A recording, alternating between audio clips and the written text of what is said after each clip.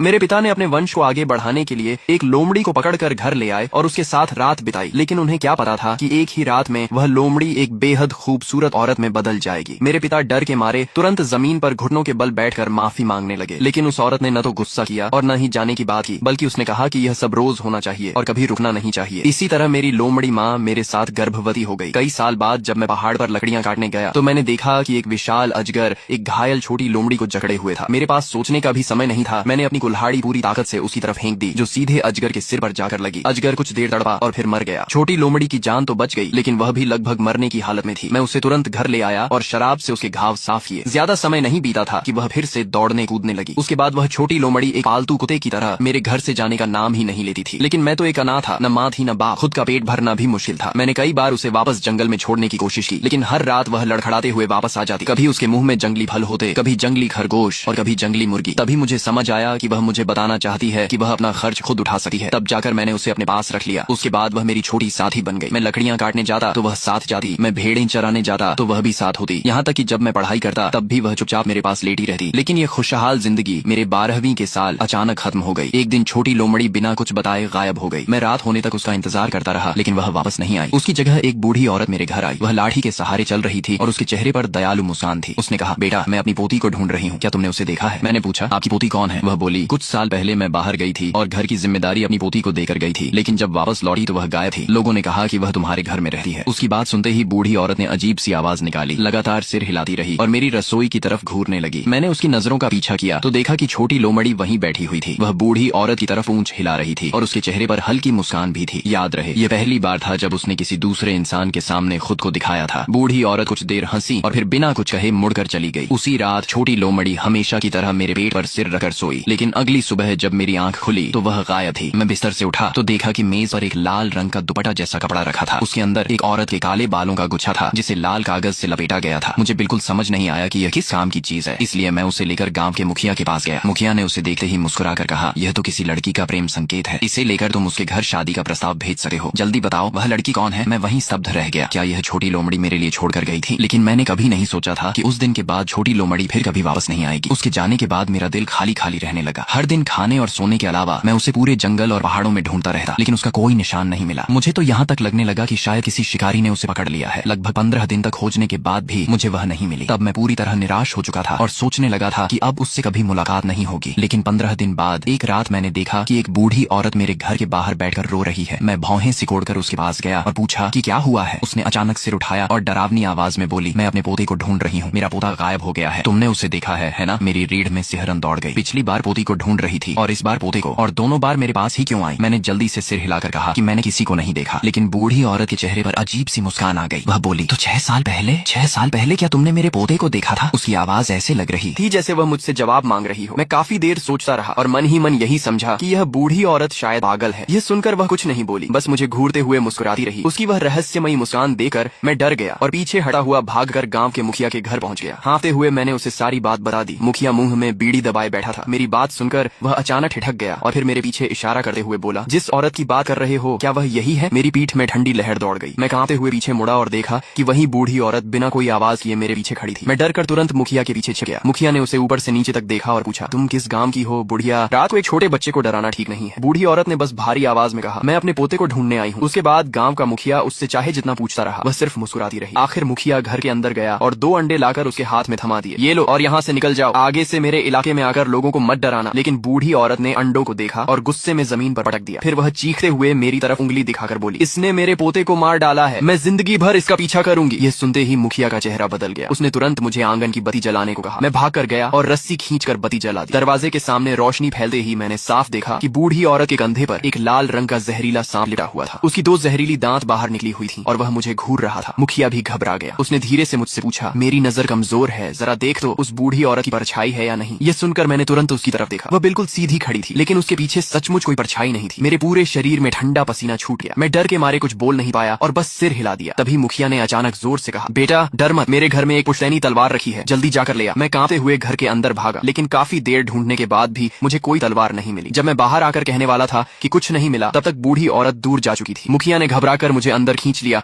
और दरवाजा कसकर बंद कर दिया। फिर बोला, पगले कैसी तलवार? मैंने उसे बहलाने के लिए झूठ बोला था, तेरे पीछे कोई अशुभ चीज पड़ गई है। इतना कहकर उसने घर की बत्ती बुझा दी और धीरे से पूछा कि क्या मैंने पहाड़ पर किसी चीज को नुकसान पहुंचाया था। मैंने बहुत सोचा, बचपन से लेकर अब तक मैंने किसी इंसान का बुरा नहीं किया था। तभी मुझे 6 साल पहले की बात याद आई, जब मैंने उस छोटी लोमड़ी को बचाने के लिए एक सफेद सांप को कुल्हाड़ी से मार दिया था। मैंने ये बात मुखिया को बताई। ये सुनकर उसका पूरा शरीर कांप उठा। अरे मूर्ख लड़के, पहाड़ों में रहने वाली चीजों को ऐसे थोड़ी मारते हैं, अब तू बड़ी मुसीबत में है। उसने कहा कि अगली सुबह वह मुझे एक जानकार आदमी के पास ले जाएगा और आज रात मुझे उसके घर में ही सोना होगा। साथ ही चेतावनी दी कि रात में चाहे कोई भी आवाज दे, जवाब नहीं देना। उस रात मैं सचमुच चुपचाप लेटा रहा, लेकिन करीब आधी रात, शायद 11 बजे, बाहर से सरसराहट की आवाज आने लगी। उसके बाद वही बूढ़ी औरत के रोने की आवाज सुनाई दी। मैंने खिड़की से बाहर झांका तो एक झुकी हुई परछाई घर के बाहर घूम रही थी। चलते चलते वह अचानक खिड़की पर आकर चिपक गई, जैसे मुझे ढूंढ रही हो। मैं डर के मारे हिल भी नहीं पाया। तभी बगल वाले कमरे से मुखिया की आवाज आई, सिर कंबल में छिपा ले, मत देख। वह रोने की आवाज कभी पास आती, कभी दूर जाती रही। आखिर सुबह करीब 3 बजे जाकर सब शांत हुआ, लेकिन उसके बाद भी मैं कंबल से बाहर निकलने की हिम्मत नहीं जुटा पाया। पता नहीं कब मेरी आंख लग गई। फिर मैंने एक भयानक सपना देखा। सपने में वही सफेद सांप था जिसे मैंने मारा था। उसका शरीर खून और मांस से लथपथ था। वह मुझे घूर रहा था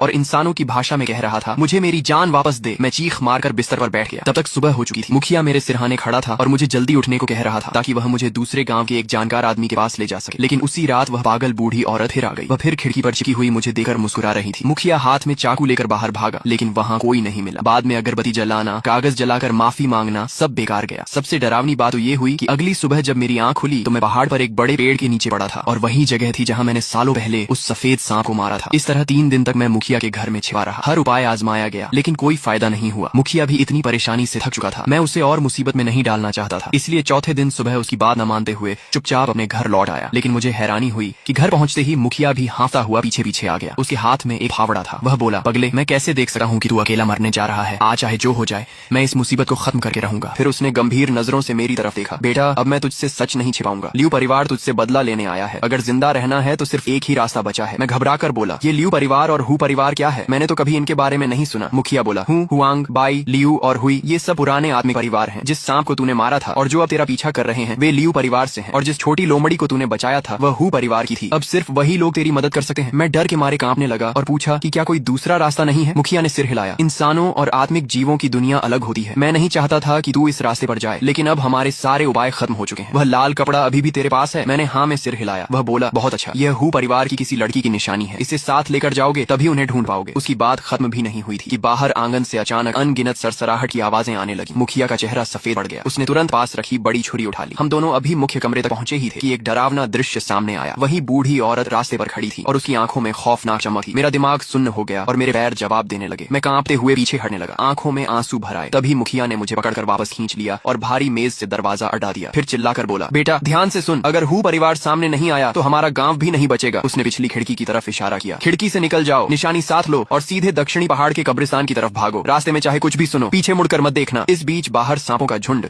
दरवाजे पर जोर जोर से टकरा रहा था। कुछ छोटे सांप तो दरवाजे की दरारों से अंदर घुसने भी लगे थे। मुखिया ने दांत भींच लिए और पूरे शरीर से दरवाजे को थाम लिया। मैं उस बूढ़े आदमी को देख रहा था और मेरी आंखों से आंसू बह निकले। मैंने जल्दी से वह लाल कपड़ा सीने से लगाया, पिछली खिड़की को लात मारकर खोला और अंधेरी रात में दौड़ पड़ा। मैं ज्यादा दूर भी नहीं भागा था कि पीछे से तेज सरसराहट सुनाई दी। एक लाल रंग का जहरीला सांप मेरा पीछा कर रहा था। उसकी रफ्तार इतनी तेज थी कि वह लगभग मेरे पैरों तक पहुंच गया था। मेरा दिल बैठ गया। तभी मेरा पैर फिसला और मैं आगे की तरफ गिर पड़ा। उसी पल बगल की झाड़ियों से एक सफेद परछाई बिजली की तरह बाहर निकली। उसके मुंह से जानी पहचानी लोमड़ी की आवाज निकली। मैंने ध्यान से देखा तो वह वही छोटी सफेद लोमड़ी थी, लेकिन अब उसकी 2 पूंछ थी। वह बिना डरे उस जहरीले सांप पर टूट पड़ी और उससे लड़ने लगी। मैंने देखा कि दोनों आपस में बुरी तरह लड़ रहे थे। ये देखकर मैंने तुरंत अपनी लकड़ी काटने वाली बड़ी छुरी उठाई और उनकी मदद करने के लिए दौड़ने लगा। लेकिन तभी छोटी लोमड़ी ने अचानक उस जहरीले सांप की पूंछ अपने मुंह में दबोच ली और पलक झपकते ही उसे घसीटते हुए काले घने जंगल के अंदर गायब हो गई। मैं उसके पीछे भागना चाहता था, लेकिन जंगल इतना अंधेरा था कि रास्ता तक दिखाई नहीं दे रहा था। तभी रात की ठंडी हवा का झोंका आया और मेरे नाक में एक जानी पहचानी खुशबू पहुंची। ये वही खास खुशबू थी जो हमेशा छोटी लोमड़ी के शरीर से आती थी। उसी पल मुझे सब समझ में आ गया। वह कभी कोई साधारण लोमड़ी नहीं थी, वह सचमुच एक लोमड़ी देवी थी। उसे दोबारा देखने के बाद मेरे दिल का काफी डर खत्म हो गया, लेकिन मेरे पास रुकने का समय नहीं था। गांव के मुखिया दादा अभी भी मेरी वजह से खतरे में थे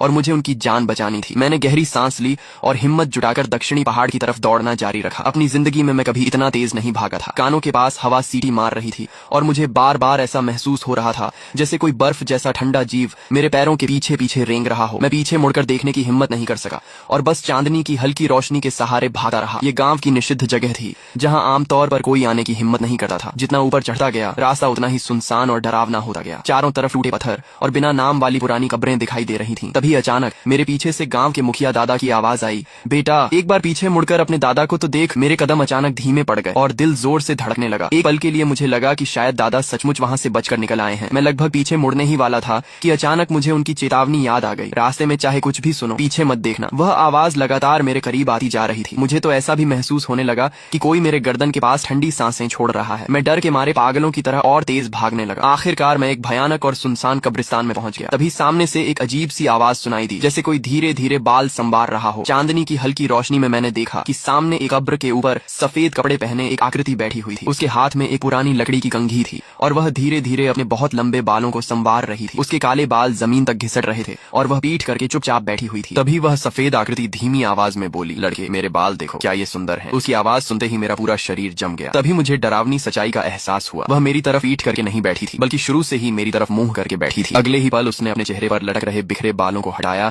और एक सफेद डरावना चेहरा सामने आ गया। यह दृश्य देखते ही मेरे पैरों से ताकत निकल गई और मैं जमीन पर गिर पड़ा। उसी समय मेरी बाहों में दबा लाल कपड़ा और बालों का गुच्छा भी लुढ़कर बाहर गिर गया। वह महिला आत्मा अचानक चीख उठी और मेरी तरफ झपट पड़ी। उसी समय पीछे की झाड़ियों से वह लाल जहरीला सांप भी निकल आया और अपने जहरीले दांत दिखाते हुए सीधे मेरे गले की तरफ बढ़ा। मेरे सामने भूत और पीछे सांप था। मेरे हाथ में सिर्फ लकड़ी काटने वाली छुरी थी। उस पल मुझे लगा कि अब मेरा बचना नामुमकिन है। लेकिन ठीक उसी समय जमीन पर पड़ा लाल कपड़ा अचानक लाल रोशनी से चमक उठा। उसके अंदर रखा काले बालों का गुच्छा बिना हवा के अपने आप जलने लगा और फिर धुएं की एक पतली लकीर बनकर आसमान की तरफ उड़ गया। ऐसा लगा जैसे समय उसी पल रुक गया हो। हवा में झपटी हुई वह महिला आत्मा अचानक किसी अदृश्य दीवार से टकरा गई और दर्द भरी चीख मारने लगी। वह डरकर चिल्लाई, हूँ परिवार की पवित्र अग्नि, जैसे उसने अपने सबसे बड़े दुश्मन को देख लिया हो। अगले ही पल वह काले धुएं में बदल गई और तेजी से वापस अपनी कब्र में घुस गई। वहीं वह भयानक लाल सांप भी अचानक अपनी सारी ताकत खो बैठा। वह धप से जमीन पर गिर पड़ा और डर के मारे अपना सिर मिट्टी में छिपा लिया। उसका पूरा शरीर कांप रहा था और उसमें भागने की भी हिम्मत नहीं बची थी। मैं जोर जोर से सांस लेने लगा। मेरी पीठ पसीने से भीग चुकी थी और मैं अभी तक इस भयानक घटना से उबर नहीं पाया था। तभी अचानक एक ठंडी हवा उठी। उसके साथ एक भारी और लयबद्ध ढोल जैसी आवाज पूरे कब्रिस्तान में गूंजने लगी। अगले ही पल आसमान से सफेद कागज के नोट उड़ने लगे, जैसे बर्फबारी हो रही हो। दूर काले जंगल के अंत में अचानक दो सफेद लालटेन जल उठी। वे हवा में झूलती हुई धीरे धीरे मेरी तरफ बढ़ने लगी। जैसे जैसे वे करीब आईं, घने कोहरे के बीच से एक सफेद बालकी दिखाई देने लगी। मेरा दिल धड़क उठा। मुझे लगा कि अभी जो धुआं आसमान में गया था शायद उसी ने हूँ परिवार को खबर पहुंचा दी है और यह उनकी मदद के लिए आई पालकी है। मैं जल्दी से उसकी तरफ बढ़ने लगा, लेकिन मैं कुछ ही कदम चला था कि पालकी के दूसरी तरफ के अंधेरे से एक डरावनी आवाज सुनाई दी, तुम कहाँ हो? बाहर आओ और पालकी में बैठ जाओ, दादी तुम्हें घर छोड़ देगी। यह आवाज हवा के साथ मेरे कानों तक पहुंची और मैं तुरंत पहचान गया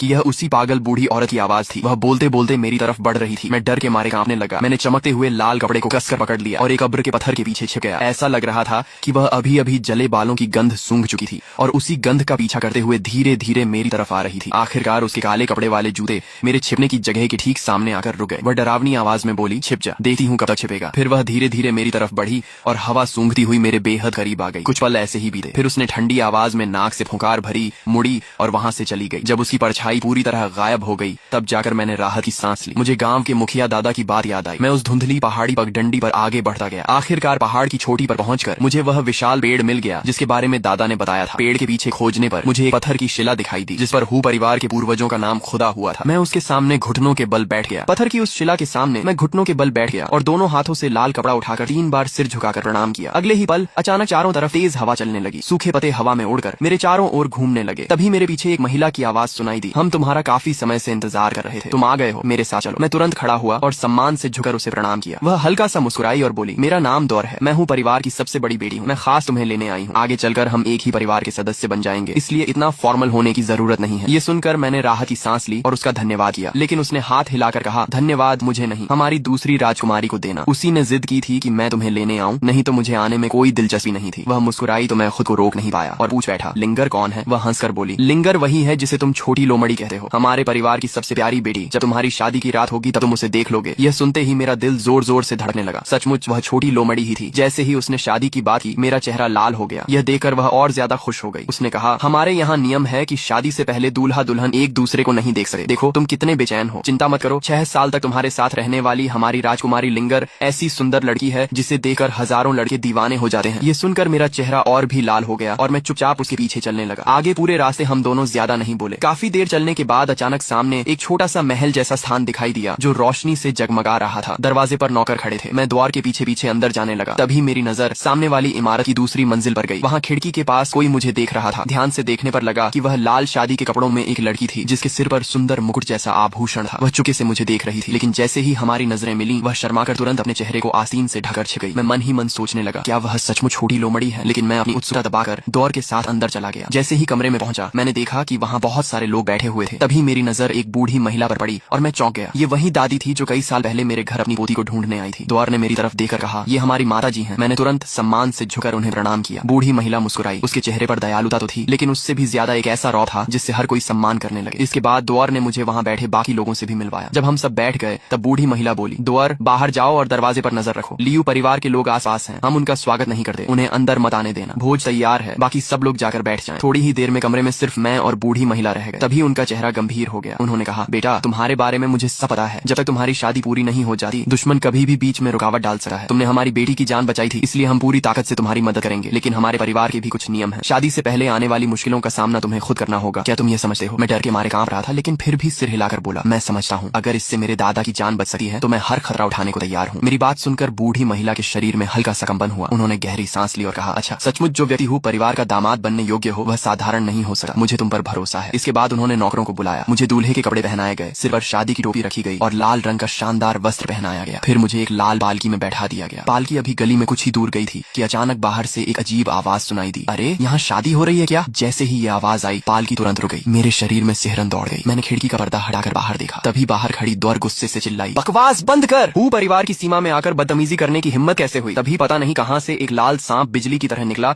और सीधा पालकी के अंदर घुस आया। उसने मेरी कलाई पर जोर से काट लिया। दर्द से मैं जोर से चीख पड़ा। उसके बाद मेरी चेतना धीरे धीरे धुंधली होने लगी। मुझे बस इतना याद है कि हूँ परिवार के लोग मुझे संभाल कर एक बड़े हॉल में ले गए। जब दोबारा मेरी आंख खुली तो मैंने खुद को एक कमरे में पाया। चारों तरफ लाल रंग की शादी की सजावट थी और दीवारों पर शुभ चिन्ह लगे हुए थे। कमरे के बीचों बीच एक बिस्तर था जिस पर लाल घूंघट ओढ़े एक दुल्हन बैठी हुई थी। तब मुझे समझ आया कि यह हमारा विवाह कक्ष है। मुझे अचानक अपनी कलाई का घाव याद आया। मैंने जल्दी से कपड़े हटाकर देखा। वहाँ सिर्फ 2 हल्के दांतों के निशान बचे थे और किसी ने पहले ही दवा लगा दी थी। उसी समय मुझे गांव के मुखिया दादा की याद आई। मैं सोचने लगा कि मेरी शादी तो हो रही है, लेकिन पता नहीं गांव में सांपों का हमला रुका या नहीं। मैं तुरंत बिस्तर से कूदकर बाहर जाने लगा। तभी दुल्हन की आवाज आई, तुम कहाँ जा रहे हो? मैंने जल्दी से जवाब दिया, मुझे अपने गांव के मुखिया दादा के पास जाना है, पता नहीं वहाँ क्या हालत होगी। ये कहकर मैंने दरवाजा खोला, लेकिन जैसे ही दरवाजा खुला बाहर दौर खड़ी दिखाई दी। उसने मुझे तुरंत रोक लिया और बोली, तुम कहीं नहीं जाओगे। अगर तुम अभी इस कमरे से बाहर निकले तो हमारी लिंगर का क्या होगा? इतना कहकर उसने मुझे वापस कमरे में धक्का दे दिया और बाहर से दरवाजा बंद कर दिया। मैं कुछ समझ पाता उससे पहले ही कमरे के अंदर बैठी दुल्हन भी बोल उठी, अगर तुम आज रात चले गए तो मैं रो दूंगी। मैं पूरी तरह असहाय हो गया। मैंने उसे समझाने की कोशिश की, मैं बस गांव जाकर दादा को देखना चाहता हूँ, मैं भाग नहीं रहा। लेकिन उसने कहा, तुम हूँ परिवार से बाहर जा ही नहीं सकते। मुझे उसकी बात पर विश्वास नहीं हुआ। मैं दरवाजे तक गया